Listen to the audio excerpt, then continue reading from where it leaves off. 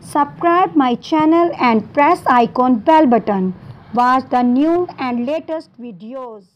नवाज शरीफ की सजा के साथ जो एक डिमोरलाइजेशन आई थी मुस्लिम लीग नून के अंदर, तो इसका उन्होंने एक बहाना ढूंढा और तमाम का तमाम लाहौर और पूरा पंजाब जो है ये उन्होंने एक्टिव कर लिया। पंजाब के बाहर से भी लोगों को उन्होंने कहा कि सब लोग आए, पेशावर से भी लोग आ रहे हैं।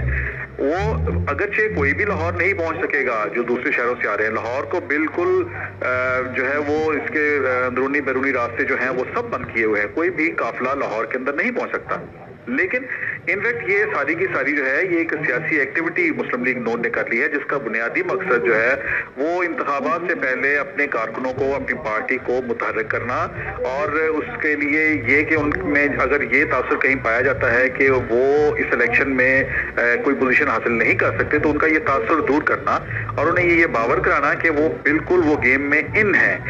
आज भी मेरा काफ़ी टाइम गुजरा मुस्लिम लीग नून का जो हेडक्वार्टर है मॉडल टाउन में, तो वहाँ पर उनके मरकजी कायदीन बैठे हुए थे, परवेज रशीद हैं, मुशाहिद हुसैन सैयद थे।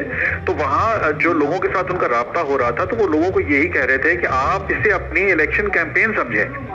तो इससे एक बात बड़ी आसानी से समझ आ जाती है कि ये सारी की सारी उनकी एक इलेक्शन कैंपेन है। अच्छा जावेद फारूकी, ये फरमाइएगा कि हमने ये इवेंट्स गुज़िश्ता कई सालों में कई मरतबा देखे हैं, ख़ास तौर से जब आज़ादी का मामला था उस वक्त भी इसी तरह के कंटेनर्स लगे थे। कारकुन